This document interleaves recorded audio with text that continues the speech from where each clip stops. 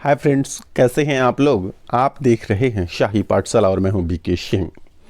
आज हम लोग पूर्वावलोकन में पढ़ेंगे सामान्य भूगोल। सामान्य भूगोल में घटना चक्र को मैंने लिया है और घटना चक्र से रिलेटेड जितने भी प्रश्न होंगे वो कम से कम समय में अधिक से अधिक प्रश्नों को हम लोग करेंगे।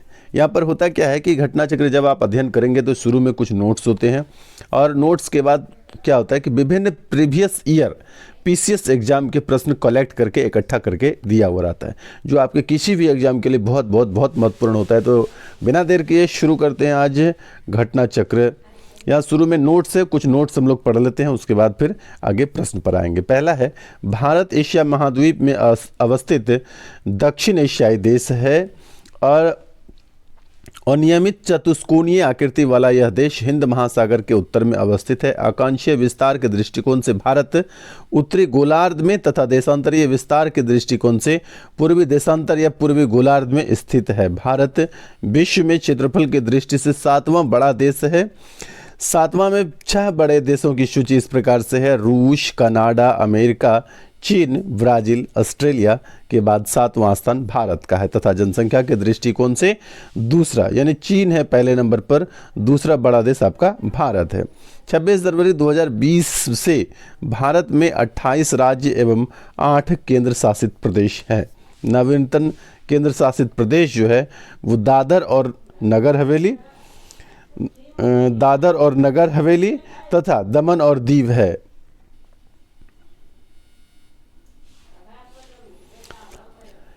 नगर हवेली तथा दमन दीव है, जिनमें क्या है, सम्मिलित कर एक केंद्र शासित प्रदेश निर्मित किया गया है। सबको मिला करके एक केंद्र शासित प्रदेश बनाया गया है। इससे पूर्व निर्मित केंद्र शासित प्रदेश जम्मू और कश्मीर तथा लद्दाख है। इसका निर्माण जम्मू और कश्मीर राज्य के पुनर्गठन के पश्चात हुआ है। जब जम्मू और कश्मीर राज्य का पुनर्गठन हुआ, ये जो भारत का राज्य था और राज्य से उसको केंद्र शासित प्रदेश बनाया गया, तो उस समय ये हुआ था। भारत को कुल क्षेत्रफल जो है वह 32,87,263 वर्ग किलोमीटर है, यानी 32,87,263 वर्ग किलोमीटर है, जो संसार के समस्त क्षेत्रफल के स्थलीय भाग का लगभग 2.4% है।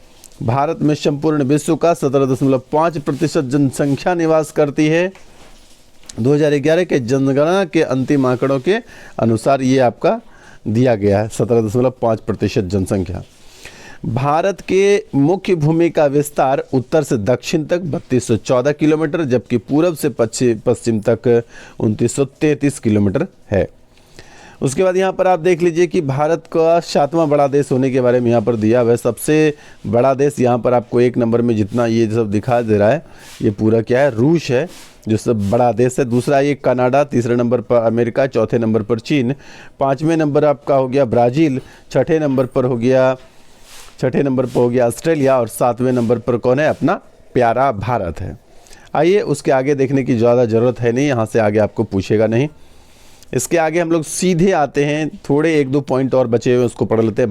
भारत का कुल क्षेत्रफल 32,87,263 वर्ग किलोमीटर में गैर कानूनी ढंग से पाकिस्तान के कब्जे में 78,114 किलोमीटर क्षेत्र, पाकिस्तान द्वारा गैर कानूनी ढंग से चीन को दिया गया क्षेत्र है 5,180 वर्ग किलोमीटर, और लास्ट में है गैर कानूनी ढंग से चीन के कब्जे में जो है भारत का क्षेत्र वो है 37,555 वर्ग किलोमीटर क्षेत्र शामिल है। ये क्षेत्र हो गया जो भारत का है लेकिन पाकिस्तान या चीन के पास है।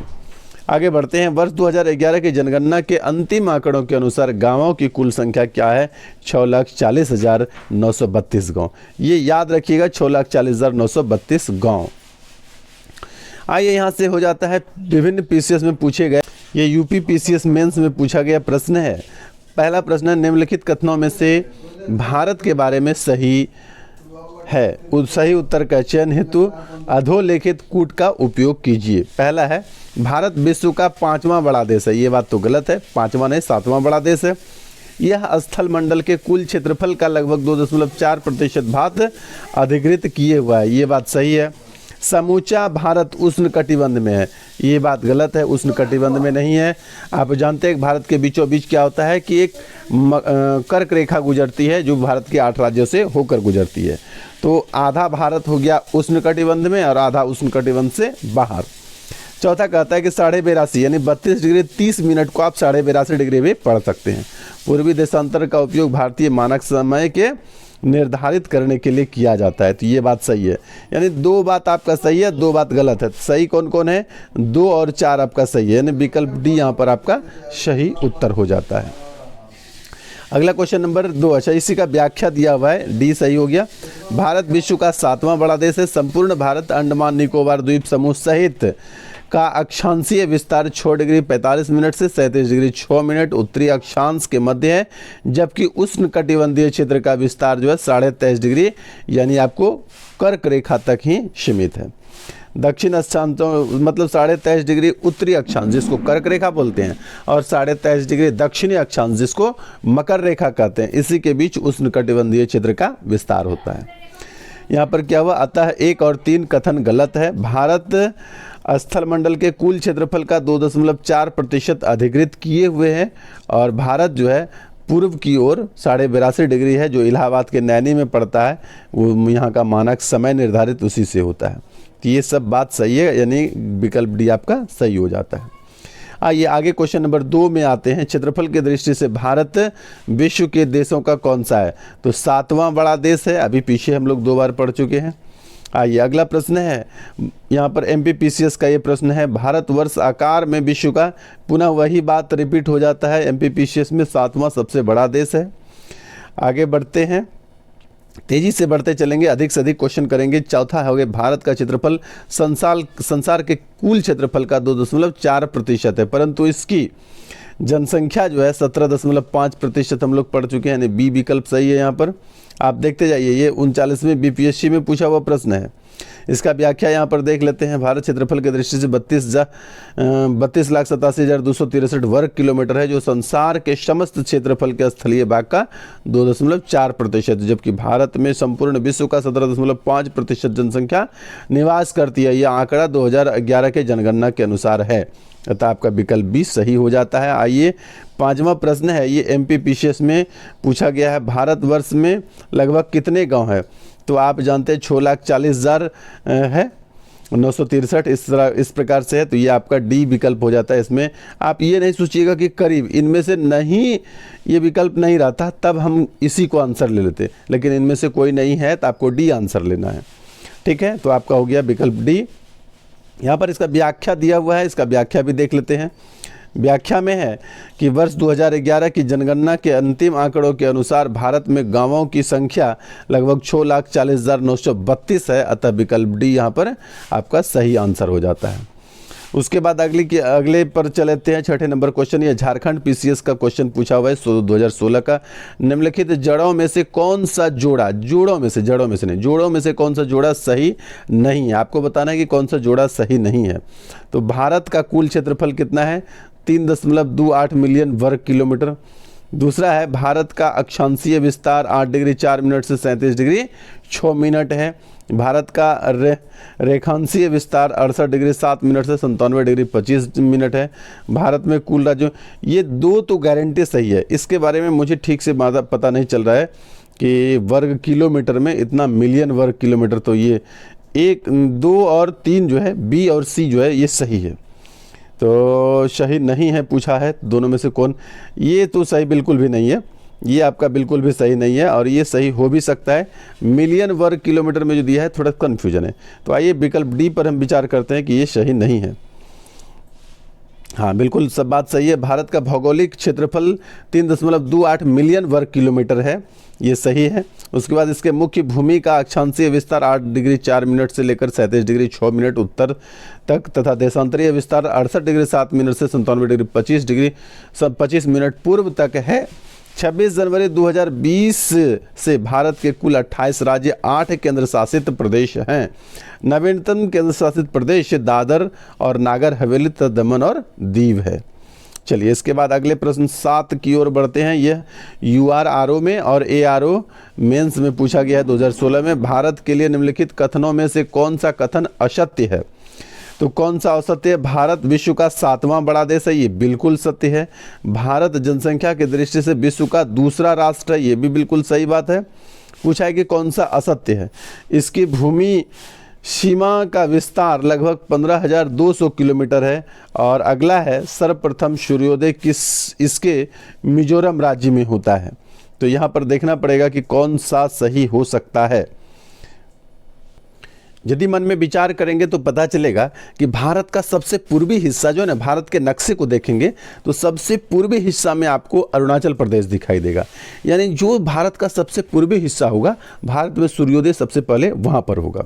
ठीक है, तो इस तरह से आपको लगेगा कि सूर्योदय जो है यह मिजोरम में नहीं हो रहा है। पूछा कि कौन असत्य है, तो आपका विकल्प डी जो है यहाँ पर आंसर हो जाता है, क्योंकि यही असत्य है। ठीक है, 7वां का आंसर पता चल गया आपको। आइए अब हम लोग पढ़ेंगे अक्षांशीय विस्तार। यानी पहले चैप्टर में पहले पार्ट को हम लोग पढ़ चुके हैं, यहाँ पर पार्ट 2 चलेगा अब अक्षांशीय विस्तार। तो अब आइए अक्षांशीय विस्तार में थोड़ा नोट्स हम लोग देख लेते हैं क्या लिखा हुआ है। भूपृष्ठ पर विषुवत रेखा, यानी विषुवत रेखा को बोलते हैं इक्वेटर। ये मान ले पृथ्वी है, इसके बीचों बीच एक रेखा जाता है, इसको 0 डिग्री भी बोलते हैं, 0 डिग्री अक्षांश बोलते हैं, भूमध्य रेखा बोलते हैं, इक्वेटर बोलते हैं, विषुवत रेखा बोलते हैं, सब इसी का नाम है। ठीक है, तो यहाँ पर क्या हुआ कि इक्वेटर से उत्तर या दक्षिण दिशा में स्थित किसी भी बिंदु की पृथ्वी के केंद्र से मापी गई कोणीय दूरी को अक्षांश कहा जाता है। मैं समझा देता हूँ थोड़ा सा आपको। यहाँ पर होता क्या है कि ये पृथ्वी है ना, तो उसके केंद्र से, इसका केंद्र जो अंदर में बीच में होगा, वहाँ से मान ले ये नापा, तो यहाँ से ये बिल्कुल सीधा है तो इसको 0 डिग्री, यहाँ से थोड़ा इधर आए तो इसको बोलेंगे मान ले 1 डिग्री, यहाँ से गए तो इसको बोलेंगे 10 डिग्री, इधर आए तो यहाँ पर आएंगे तो इसको क्या बोलेंगे 90 डिग्री। और इसी को रेखा, यदि आप रेखा खींचेंगे तो ये इस प्रकार से रेखा खिंचाएगी, तो इसी को बोलते हैं आपका अक्षांश रेखा। ठीक है, तो इसी बात को मैं फिर से एक बार पढ़ देता हूँ। यहाँ पर क्या लिखा हुआ है, भूपृष्ठ पर विषुवत रेखा से उत्तर या दक्षिण, यानी बीचों बीच जो ये रेखा खींचे, इससे ऊपर तरफ उत्तर या नीचे तरफ दक्षिण, दक्षिण दिशा में किसी भी बिंदु पर पृथ्वी के केंद्र से मापी गई कोणीय दूरी को क्या कहा जाता है? अक्षांश कहा जाता है। अक्षांश रेखाएं वे काल्पनिक रेखाएं होती है जो पृथ्वी के चारों ओर पूर्व से पश्चिम दिशा में विषुवत रेखा के समांतर खींची जाती है। अक्षांश को अंशों, मिनटों, सेकंडों, यानी अंश को मतलब डिग्री में, मिनट में और सेकंड में मापा जा सकता है या दिखाया जा सकता है। पृथ्वी को 2 बराबर भागों में बांटते हैं, 0 डिग्री अक्षांश या भूमध्य रेखा, इसी को विषुवत रेखा भी बोलते हैं।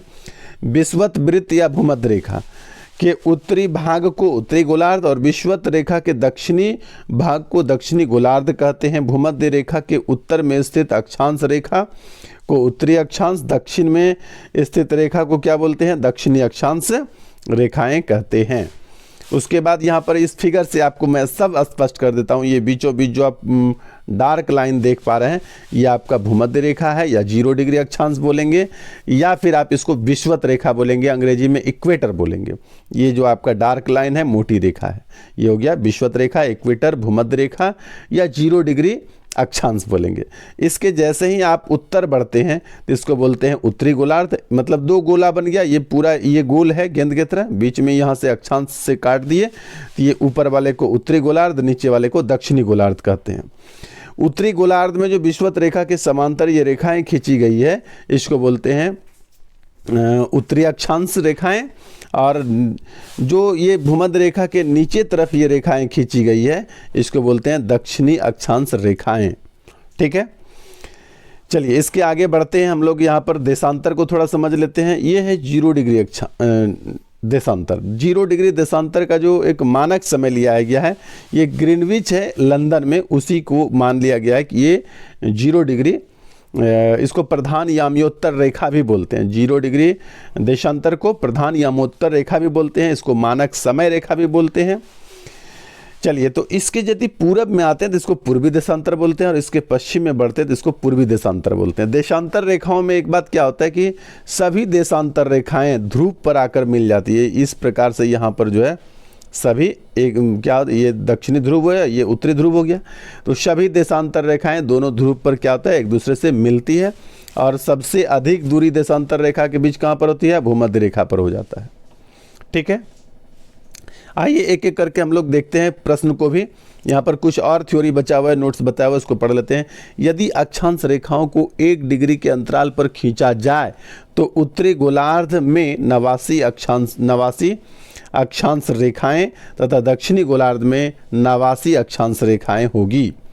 यानी अक्षांश रेखाओं की कुल संख्या कितनी हो जाएगी, 89 और प्लस 89। ठीक है, और एक हो गया आपका विषुवत रेखा, भूमध्य रेखा जिसको बोलते हैं, जिसको आपका इक्वेटर बोलते हैं। ठीक है, इस प्रकार विषुवत वृत्त को लेकर अक्षांश रेखाओं की कुल संख्या, विषुवत वृत्त या विषुवत रेखा को लेकर अक्षांश रेखाओं की कुल संख्या कितनी हो जाएगी, 180 में एक कम, यानी 179 होगी। कैसे, 89 उत्तरी अक्षांश में, 89 दक्षिणी अक्षांश में और एक विषुवत वृत्त या विषुवत रेखा, तो टोटल हो गया आपका 179। किन्हीं दो समांतर अक्षांश रेखाओं के मध्य की दूरी जो होती है वो 111 किलोमीटर होती है। क्या होता है, ये पृथ्वी हो गया, ये अक्षांश रेखा हो गया। तो दो अक्षांश रेखाओं के बीच की जो ये दूरी है कितना होगा, 111 किलोमीटर। उसके बाद कह रहा है कि भूपृष्ठ पर उत्तरी ध्रुव एवं दक्षिणी ध्रुव को मिलने वाली काल्पनिक रेखा जो पृथ्वी को 2 बराबर भागों में बांटती है तो प्रधान यामोत्तर रेखा कहा जाता है। जो हम लोग अभी तुरंत पीछे फिगर में देख रहे थे, यह रेखा लंदन के ग्रीनविच शहर से गुजरती है। यह प्रधान यामोत्तर रेखा को 0 डिग्री देशांतर भी कहा जाता है। प्रधान यामोत्तर रेखा, मैं फिर से एक बार फिगर आपको दिखा देता हूं, यहाँ पर तुरंत इसी रेखा की बात हो रही है। ये रेखा क्या है, प्रधान यामोत्तर रेखा इसको बोलते हैं, ये जो डार्क लाइन में आप देख रहे हैं। और ये कहाँ से गुजरती है, ग्रीनविच लंदन से होकर गुजरती है। इसके पूरब में पूर्वी देशांतर और इसके पश्चिम में पश्चिमी देशांतर रेखाएं होती है। उसके बाद आपका हो गया कि प्रधान यामोत्तर के पूर्व एवं पश्चिम में उत्तरी ध्रुव एवं दक्षिणी ध्रुव को मिलने वाली काल्पनिक रेखाओं को देशांतर रेखा कहा जाता है। देशांतर रेखाएं समांतर नहीं होती है। ध्रुवों पर क्या होता है, ध्रुव से विषुवत रेखा की ओर बढ़ने पर देशांतर रेखाओं के मध्य की दूरी, उसके बीच की दूरी बढ़ती है। और विषुवत रेखा पर देशांतर रेखाओं के बीच की अधिकतम दूरी कितना हो जाएगी, 111.33 किलोमीटर।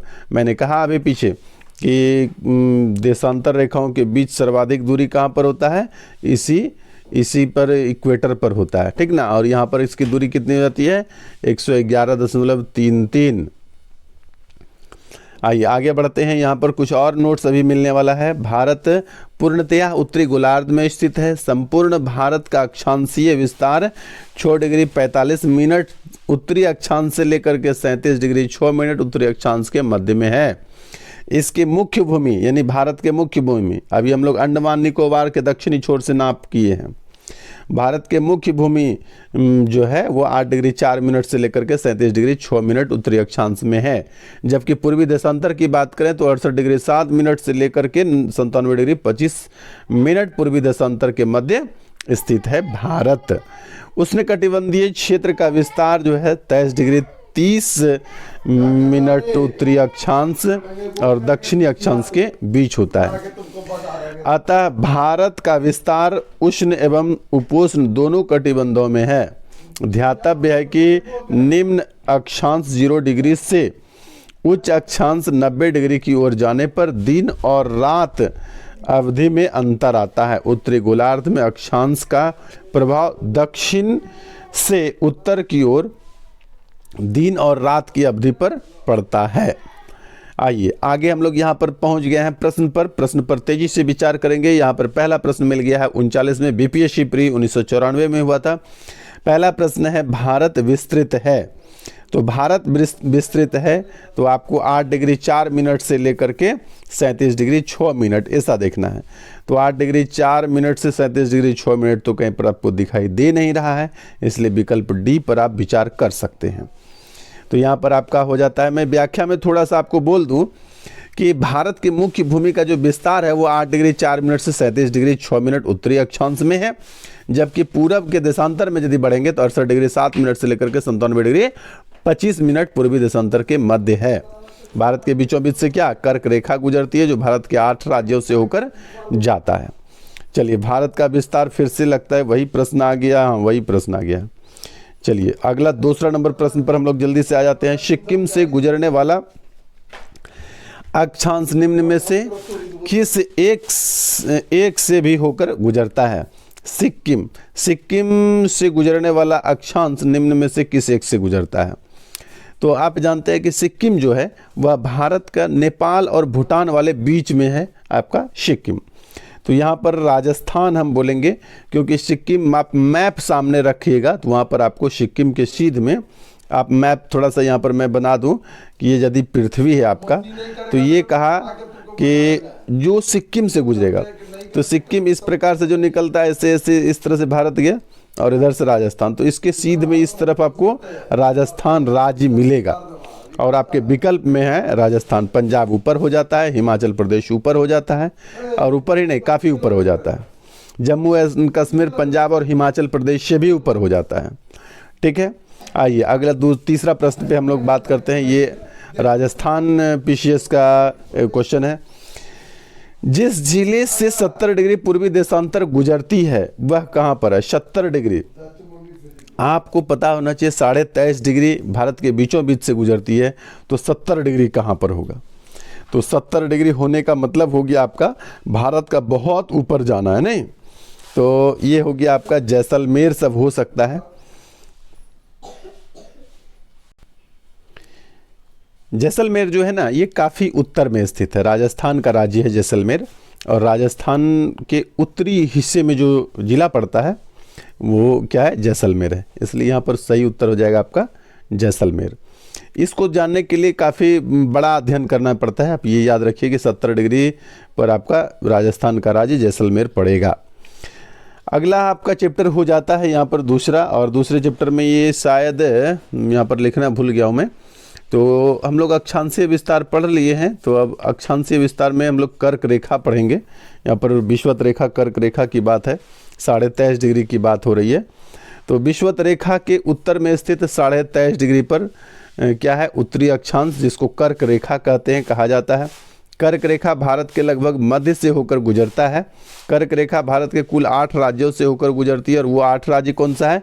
गुजरात है, राजस्थान है, मध्य प्रदेश है, छत्तीसगढ़ है, झारखंड है, पश्चिम बंगाल है, त्रिपुरा और मिजोरम भी है। तो ये 8 राज्य हैं जिनसे होकर कर्क रेखा गुजरती है। उसके बाद यहाँ पर यही देखिए, ये कर्क रेखा दिखाया गया है। अच्छा, यहाँ पर आपको सभी राज्य स्पष्ट दिखाई दे रहा है। ये हो गया आपका कर्क रेखा यहाँ गुजरात राज्य में।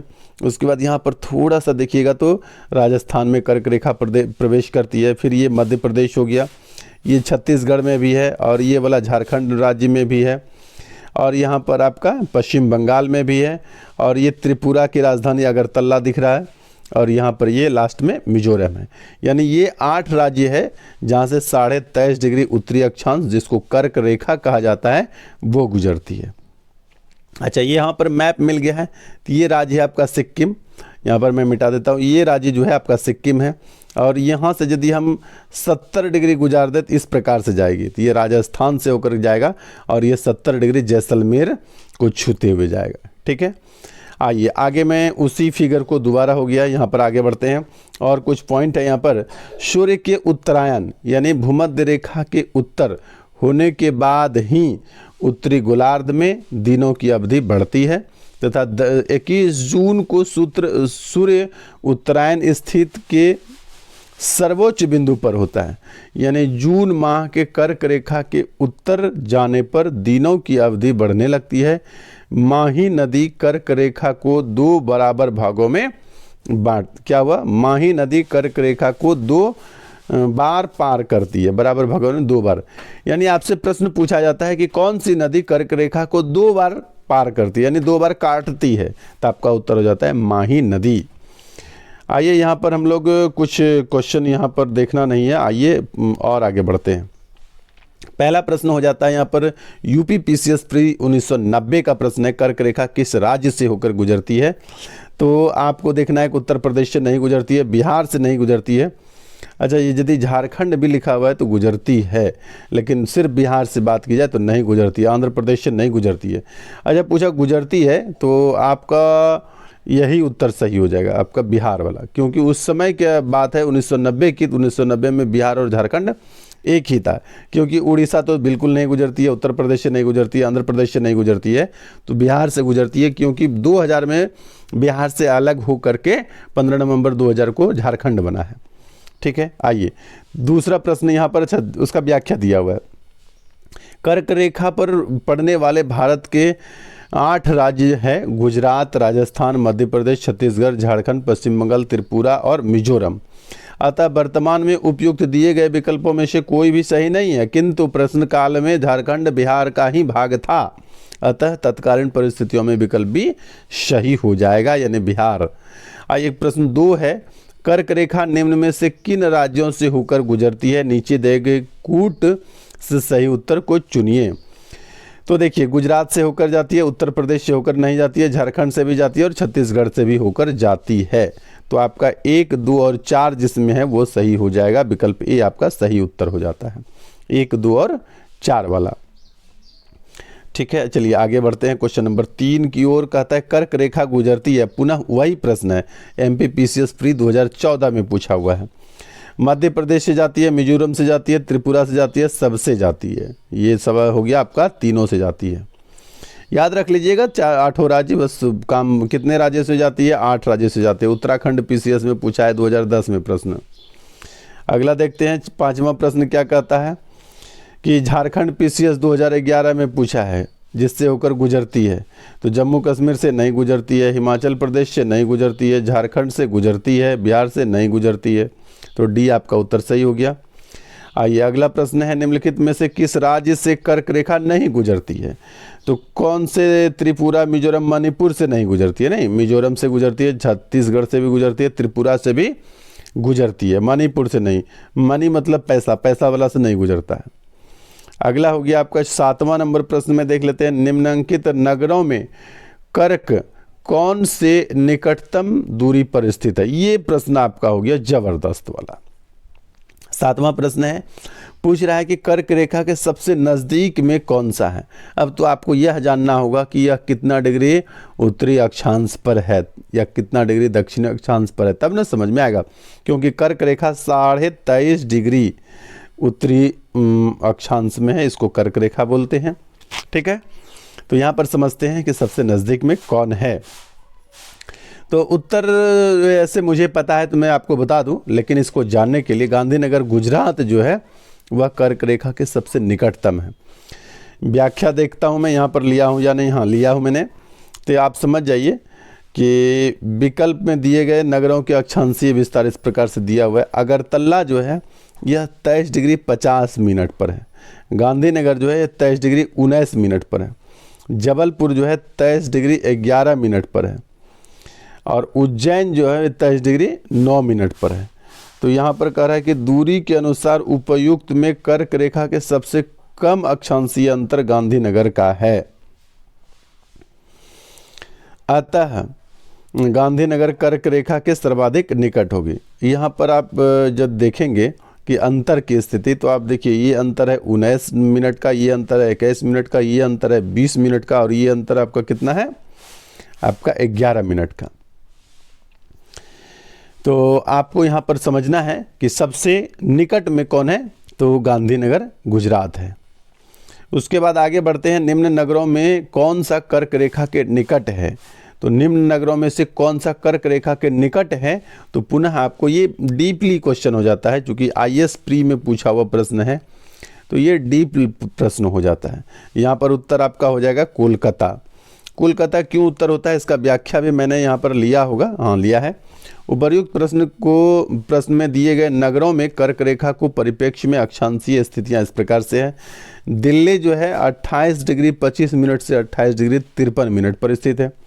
कोलकाता जो है 22.5 डिग्री पर है, जबकि 23.5 डिग्री पर कर्क रेखा है। जोधपुर जो है 26 डिग्री से लेकर के 27 डिग्री 37 मिनट पर है। और नागपुर जो है वो 21 डिग्री। तो 23 डिग्री के सबसे नज़दीक में कौन सा है? 23 डिग्री का सबसे नज़दीक में आपको 22 डिग्री लग रहा है, 22.5 डिग्री, 23.5 डिग्री, 1 डिग्री का डिफरेंस है। ये आपका 26, 21, 4 हो जाता है, 23, 2.5 डिग्री का ये अंतर हो जाता है। यहाँ पर 1.5 डिग्री का अंतर हो जाता है, 21, 2.5 डिग्री का अंतर हो जाता है। ये तो और भी ज़्यादा है, इसलिए सबसे नज़दीक में आपका क्या हो गया? कोलकाता हो गया। खैर ये डीप क्वेश्चन है, आईएएस का पूछा हुआ है। आप डीप जानना चाहते हैं तो बहुत और भी आपको पढ़ने हैं अभी। 9वां नंबर प्रश्न है, कौन सा महत्वपूर्ण अक्षांश भारत को 2 लगभग बराबर भागों में काट दिया? तो 23.5 डिग्री नहीं, ये उत्तरी अक्षांश, 23.5 डिग्री उत्तरी अक्षांश। ये 23.5 डिग्री उत्तर वाला अक्षांश जो है, इसको कर्क रेखा जो बोलते हैं, वो भारत को लगभग 2 बराबर भागों में बांट देती है। आइए 10वां प्रश्न है, निम्नलिखित में से कौन सा भारतीय राज्य कर्क रेखा के उत्तर में स्थित है? अब तो आपको जानना चाहिए ये सब, क्योंकि आप मणिपुर की यदि बात करें, देखिए मिजोरम जो है भारत के कर्क रेखा से होकर गुजरती है, त्रिपुरा से होकर गुजरती है, झारखंड से होकर गुजरती है, लेकिन मणिपुर जो है यह उत्तर में है, आपका कर्क रेखा से उत्तर में है।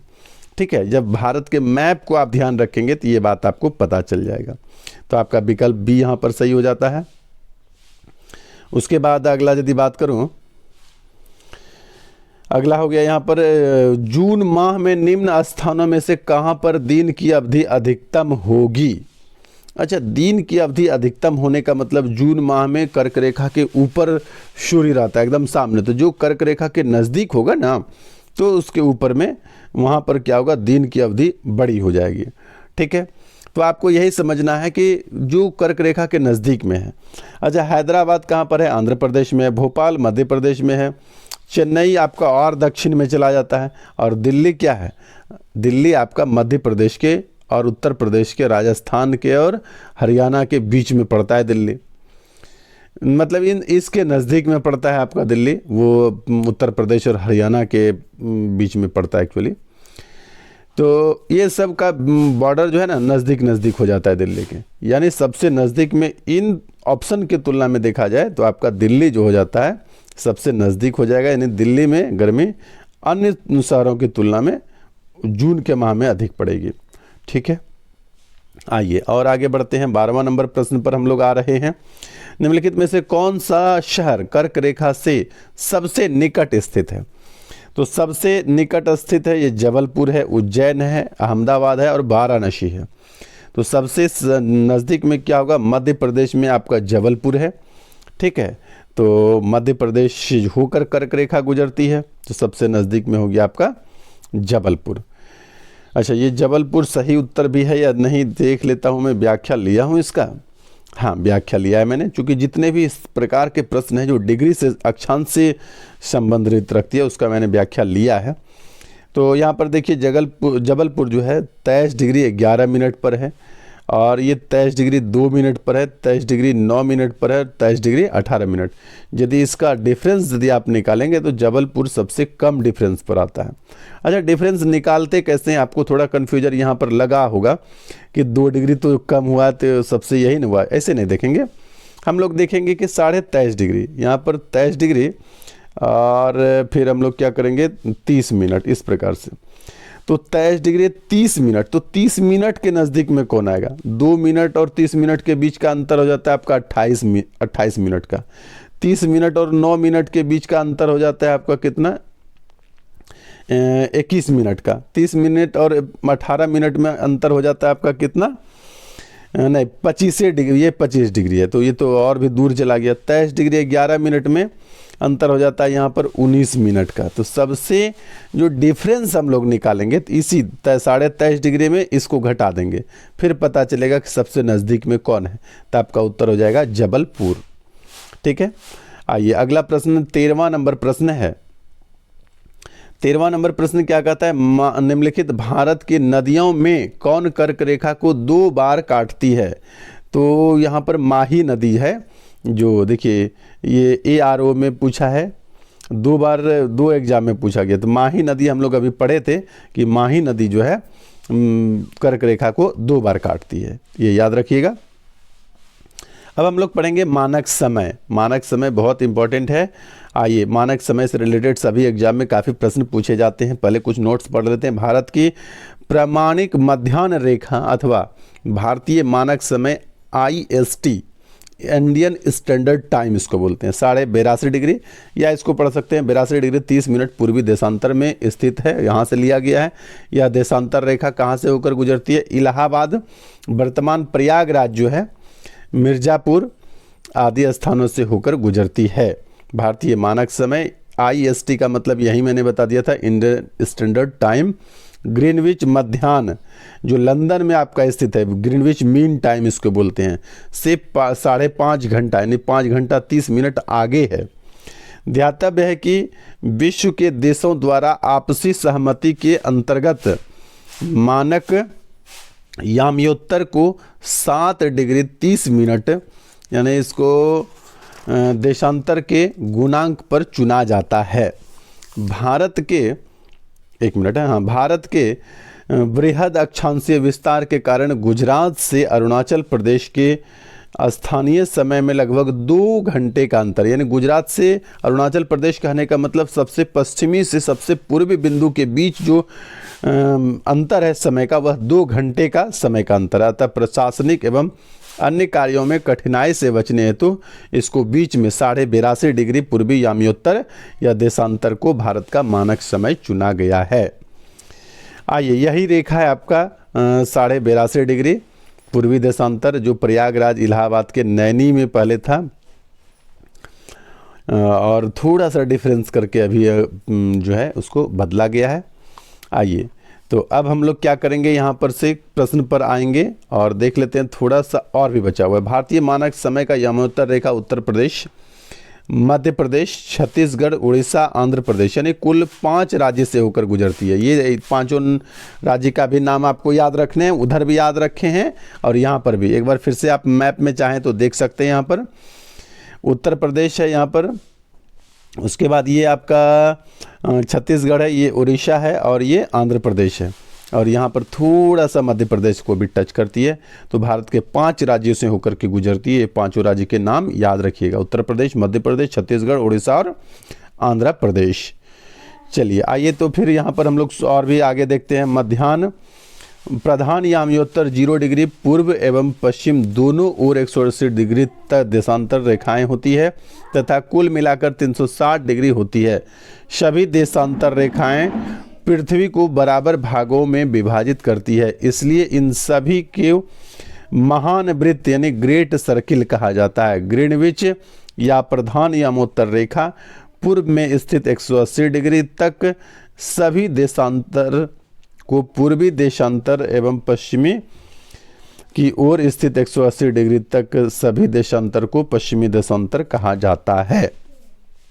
ठीक है, आइए कुछ और छोटी छोटी बात देख लेते हैं। पृथ्वी 24 घंटे यानी 1440 मिनट, 24 घंटे का मतलब है 1440 मिनट में 360 डिग्री घूम जाती है तथा कुल देशांतर रेखाओं की संख्या भी 360 है।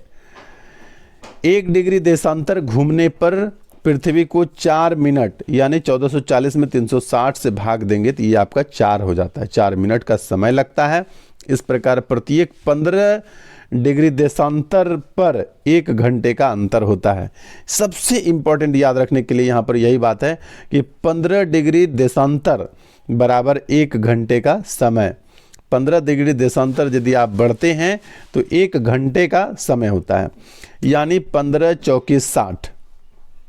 ठीक है, यानी 15 मिनट में नहीं 15 चौके 7, 1 घंटा में 15 मिनट हो गया। आइए तो 1 डिग्री पर भी हम लोग निकाल लेंगे। यहाँ पर और देख लेते हैं। सूर्य पूर्व में उदित होता है एवं पृथ्वी पश्चिम से पूर्व अपने धुरी पर घूम रही है, अतः 0 डिग्री यानी प्रधान याम्योत्तर से पूर्व की ओर जाने पर समय क्या होगा, बढ़ेगा कि घटेगा? समय यहाँ पर क्या हुआ, जाने पर समय कुछ लगता है कि छूट गया है।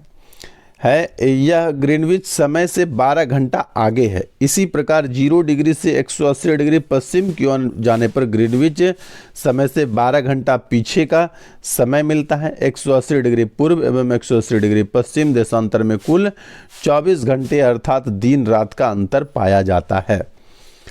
भूपृष्ठ पर 180 डिग्री पूर्व एवं पश्चिम याम्योत्तर के लगभग 7 स्थल खंडों को छोड़ते हुए निर्धारित की गई काल्पनिक रेखा अंतर्राष्ट्रीय तिथि रेखा कहलाती है। आगे पहला प्रश्न देखते हैं। यहाँ पर यूपीपीसीएस मेंस 2002 में पूछा हुआ प्रश्न है। जब भारतीय मानक समय के याम्योत्तर पर अर्धरात्रि है, एक स्थान पर सुबह 6 बजता है, उस स्थान की अवस्थिति जिस याम्योत्तर पर वह है, तो आपको बताना है कि कितना है। आपका जवाब हो जाता है 172 डिग्री 30 मिनट वो पूर्व है। 6 घंटा का मतलब है 1 घंटे में 15 डिग्री। प्रश्न समझ में आया? मैं फिर से एक बार बोल देता हूं।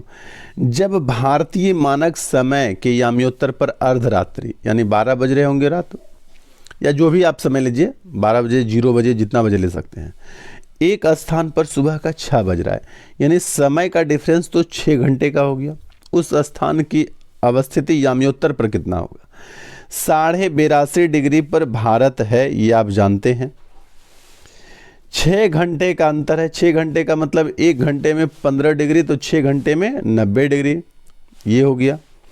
और 82 और 90 जब जोड़ेंगे ना, तो आपका 172.30 हो जाएगा, 5 हो जाएगा, यानी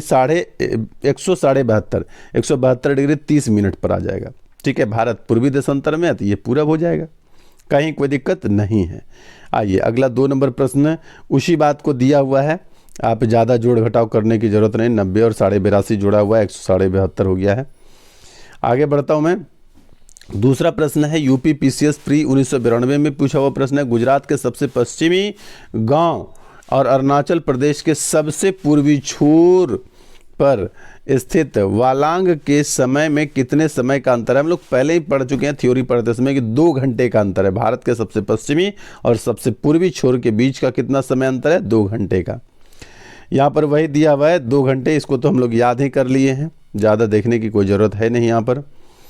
अच्छा, चौथा प्रश्न यहाँ पर देख लेते हैं। निम्नलिखित में से कौन सा शहर भारतीय मानक समय यानी IMS इंडियन स्टैंडर्ड टाइम देशांतर के निकट है? रीवा है, सागर है, उज्जैन है कि होशंगाबाद है? तो आपका सही जवाब हो जाता है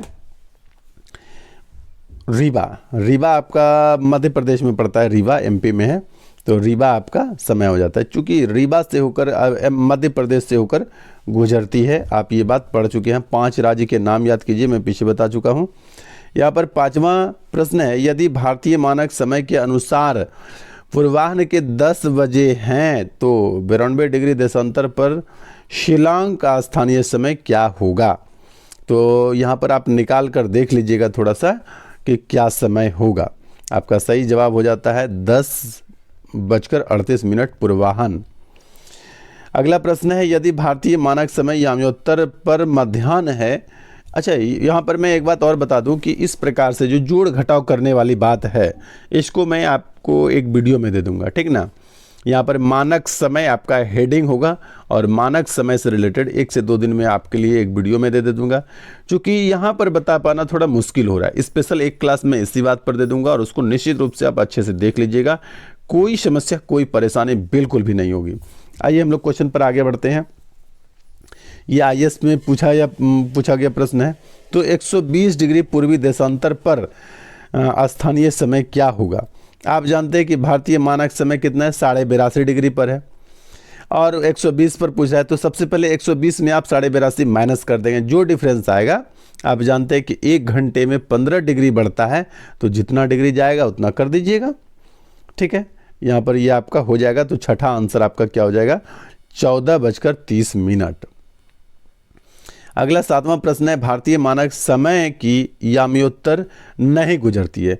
तो कहाँ से होकर के नहीं गुजरती है? महाराष्ट्र से होकर नहीं गुजरती, क्योंकि भारत के पूर्वी हिस्से में उत्तर प्रदेश, मध्य प्रदेश, छत्तीसगढ़ और छत्तीसगढ़ के बाद उड़ीसा और आंध्र प्रदेश से होकर गुजरती है। इन 5 राज्यों से होकर गुजरती है, जिसमें महाराष्ट्र आपके पश्चिम में हो जाता है।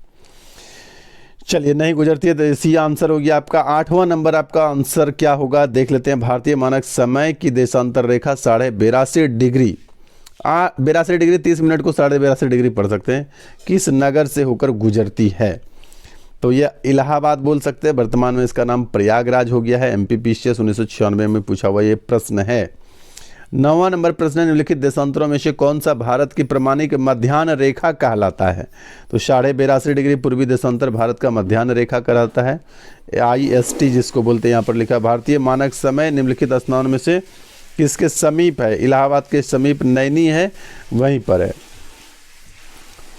चलिए, इसके बाद ये 1993 का प्रश्न है, इसलिए इलाहाबाद के नैनी में चला गया है। नहीं तो वर्तमान में क्या संभव आपको लग रहा है, कहाँ से होना चाहिए? मिर्जापुर से होना चाहिए। नहीं, वर्तमान में उस समय इलाहाबाद के नैनी में था, अब इलाहाबाद के मिर्जापुर आ गया है। थोड़ा सा डिफरेंस हुआ है, ज़्यादा नहीं। आइए, इसके बाद अब क्या है यहाँ पर? भारतीय मानक समय IST ग्रीनविच मध्याह्न से कितना अंतर है? 5.5 घंटा अंतर है। आप समझिए ना कि 1 घंटे में हो गया आपको कितना? 15 डिग्री। तो 82.5 डिग्री में कितना, ये निकाल लेना, एक एक नियम से निकल जाएगा आपका। चलिए, इसके बाद 12वां प्रश्न है, यदि अरुणाचल प्रदेश में तिरप, ठीक है, तिरप में सूर्योदय 5 बजे प्रातः IST होता है, तो गुजरात के कांडला में सूर्योदय किस समय होगा? 2 घंटा कम कर दीजिए, यानी 5 2 7 बजे हो जाएगा आपका। C नंबर सही हो जाएगा, कहीं कोई सोचने वाली दिक्कत नहीं है। तो आइए, इसके बाद फिर अगला प्रश्न 13वां नंबर प्रश्न है, निम्नलिखित में से कौन सा शहर दिल्ली के सबसे समीप देशांतर पर स्थित है? ये बड़ा प्रश्न हो जाता है कि सबसे समीप में कौन है। यहाँ पर ये समझने लायक क्वेश्चन हो जाता है, क्योंकि जब तक आपको उसका देशांतर ये डिग्री में पता नहीं हो ना, तब तक निकालना बहुत मुश्किल बात हो जाता है। तो कोई बात नहीं, यहाँ पर उत्तर हो जाएगा आपका बेंगलुरु। और क्यों आएगा? क्योंकि आप देखेंगे जब ना डिग्री वाइज, तो फिर ये पता चलेगा। ये जब वीडियो मैंने अभी कहा कि एक दूंगा, वहाँ पर से आपको ये चीज़ें स्पष्ट हो जाएगी। देखिए, यहाँ पर मैंने इसका व्याख्या लिया है। दिल्ली का देशांतरीय विस्तार जो है 76 डिग्री 50 मिनट पूर्व में है। तो आपसे देखना 77 डिग्री 22 मिनट पूर्व के मध्य है। दिल्ली का विस्तार जो है 76 डिग्री 50 मिनट से लेकर के 70 डिग्री 22 मिनट तक के है। अब यहाँ पर देखिए, बेंगलुरु जो है 77 डिग्री 19 मिनट से 77 डिग्री 50 मिनट है। हैदराबाद जो है 78 डिग्री 23 मिनट से 78 डिग्री 68 मिनट है। नागपुर जो है 78 डिग्री 15 मिनट से 79 डिग्री 40 मिनट है। पुणे जो है 73 डिग्री 19 मिनट से 75 डिग्री 10 मिनट है। तो ये सब 77 में नहीं है, जबकि ये 77 में है और ये अभी 77 में है। इसलिए सबसे नज़दीक जो देशांतरीय विस्तार में शहर आएगा वो आएगा बेंगलुरु।